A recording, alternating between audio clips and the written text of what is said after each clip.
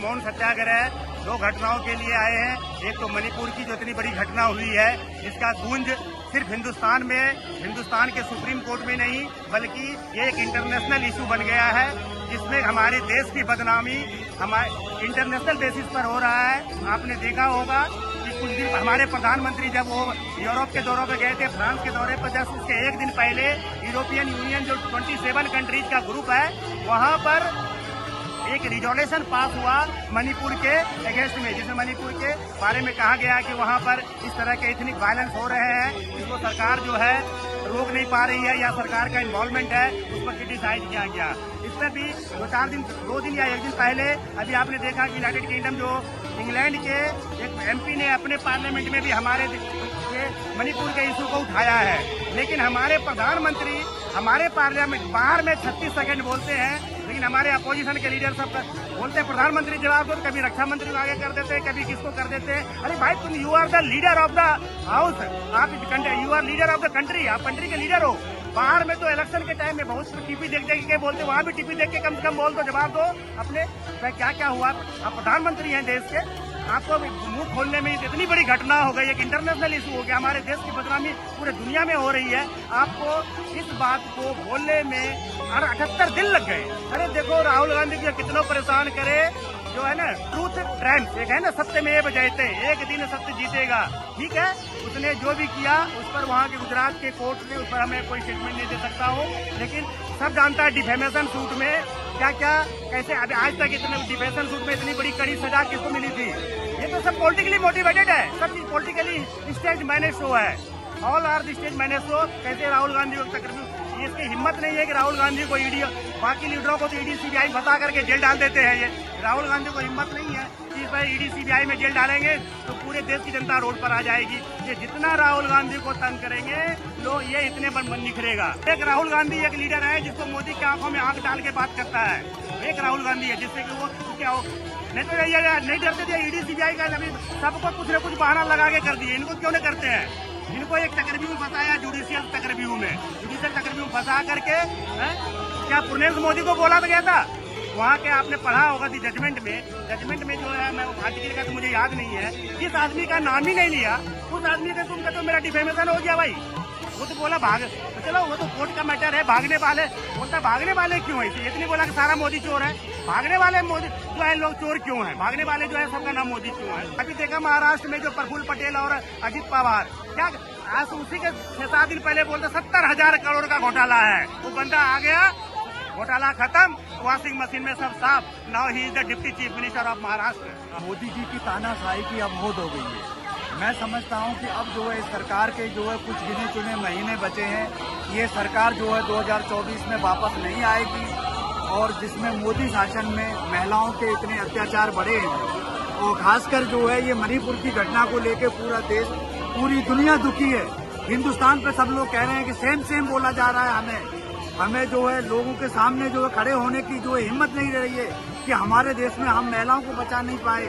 एक फौजी ने अखबार में अभी कल परसों मैंने पढ़ा कि फौजी कारगिल वार में जो है हिंदुस्तान की तरफ से जो है पाकिस्तान से लड़ा, वहाँ विजयी हुआ, और वो से बहुत दुख है कि वो अपनी बीवी को नहीं बचा पाया।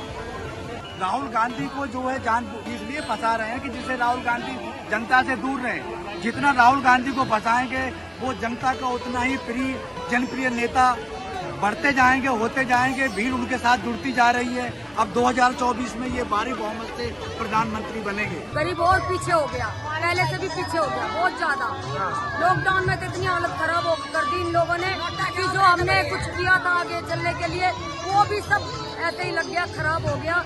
आगे जाने के लिए कुछ नहीं है, और ऊपर से महंगाई इतनी हमारी कमर तोड़ रही है, ना बच्चों को पढ़ा पा रहे हैं, ना लिखा पा रहे हैं, ना आगे तक उनकी फीस भर पा रहे हैं, कुछ भी नहीं है। फ्री का राशन नहीं चाहिए, हमें नौकरी चाहिए, कमा के बढ़िया राशन खरीद के खाएंगे, बचत फ्री नहीं चाहिए, किराया देंगे, नौकरी लगाओ, हमारे बच्चों की तो खाली बैठे हैं। तो वो तो कहते थे नौकरी देंगे, कांग्रेस को लाओ, क्या कह रही हैं? अत्याचार बंद करो, कांग्रेस को लाओ, ये सही बोला आंटी ने। कांग्रेस बढ़िया है। हाँ जी, कांग्रेस ने हमेशा बढ़िया काम किया। उसके कांग्रेस के टाइम में कोई भी इतना आतंक नहीं था जो इस टाइम में आतंक मचा हुआ है।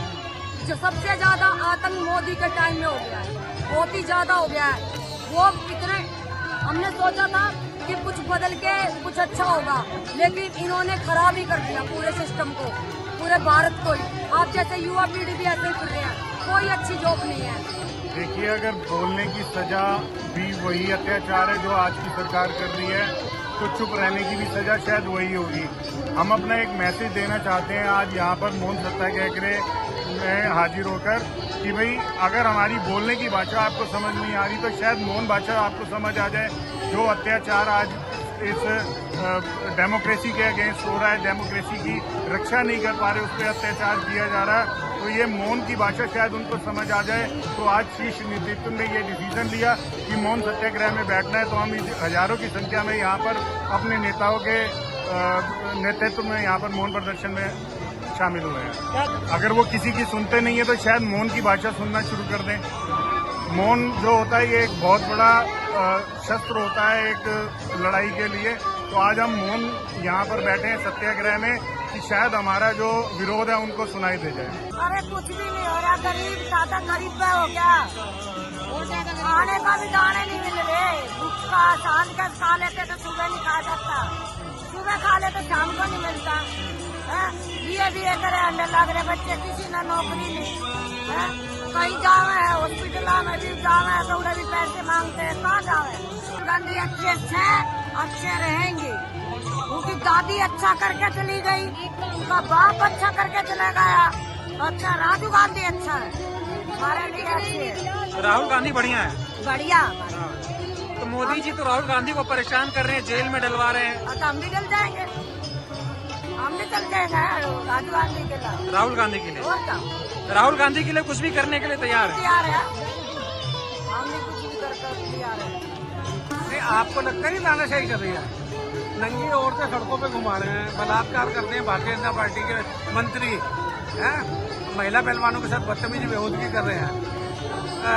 हाथरस कांड हुआ, जिंदा और रात को 2 बजे लड़की जला दी। अब भी आपको नहीं लगता कि तानाशाही कर रहे हैं? लगता नहीं मीडिया को तानाशाही हो रही है, नहीं हो रही। जवाब कौन लेगा पार्लियामेंट में? पार्लियामेंट से निकालने का कारण ही है, पार्लियामेंट में मोदी जी से जवाब कौन मांगेगा? राहुल जी के अलावा विपक्ष इतना तकड़ा तो नहीं है ना, राहुल जी के अलावा कौन मांगेगा जवाब? कोई है ही नहीं जवाब मांगने वाला, तो इन्हें भी साइड कर दिया। तो ये तानाशाही नहीं और क्या है? डरते हैं राहुल जी से मोदी जी? क्यों नहीं डरते? पूरी कांग्रेस से डरते ना मोदी जी। हाँ, तो 56 इंच के सीने वाला डरता थोड़ी है। वो 4 इंच का हो गया सीना, वो सीना 4 इंच का हो गया, 56 इंच वाला 4 इंच का हो गया। हाँ, बाकी देश में जो हालात हैं आज के समय में, क्या कहना चाहेंगे? आप देख लीजिए, आप कंपेयर कर लीजिए 2012 को और 2014 के बाद कौन से हालात ठीक थे। रोज बेरोजगारी, परेशानियां, दिक्कत परेशान बढ़ रही है ना सबकी। क्या हुआ फिर ये 9 साल में? क्या कर दिया भारतीय जनता पार्टी ने? बलात्कार होना बंद हो गए क्या?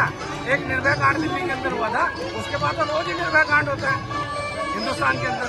प्रधानमंत्री जी कह रहे हैं हमने 9 सालों में जो कर दिया 65 साल में नहीं हो पाया था। बिल्कुल ठीक कह रहे हैं। इतना बड़ा भ्रष्टाचार, इतना बड़ा घोटाला, तानाशाही, लोकतंत्र की हत्या कभी भी नहीं हुई।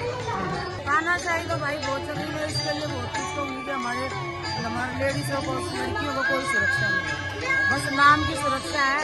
जब सुरक्षा लेने जाते हैं तो कोई सुरक्षा नहीं होती है। लड़कियों के साथ जब हादसा हो जाता है ना, जब सुरक्षा वाले आते हैं, जब उसकी मान सम्मान पे ठेस लगती है ना, तभी उसके पास आते हैं। उसको जब वो मान सम्मान ही चला गया, वो इज्जत आबरू ही चली गई, उसके बाद आने का क्या फायदा लोगों का? क्या फायदा उस मोदी का? बेटी बचाओ बेटी पढ़ाओ, बस ये लिखने से और ये बोलने से कुछ नहीं होगा।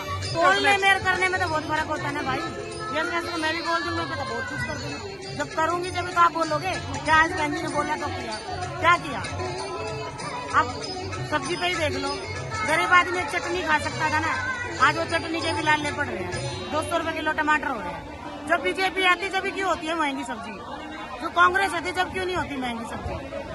पहले भी एक बार हम छोटे थे बहुत, जब कांग्रेस इसकी बीजेपी की सरकार आई थी 80 रुपए किलो प्याज बिकी थी, आज टमाटर भी 200 रुपए किलो हो गया। क्या खाएगा गरीब आदमी? भूखा मरेगा ना। न रोजगार है, कहता है रोजगार है, कहाँ रोजगार है? हमारे बच्चे भी ये पर बैठे हैं, कहाँ मिल रही है सीट?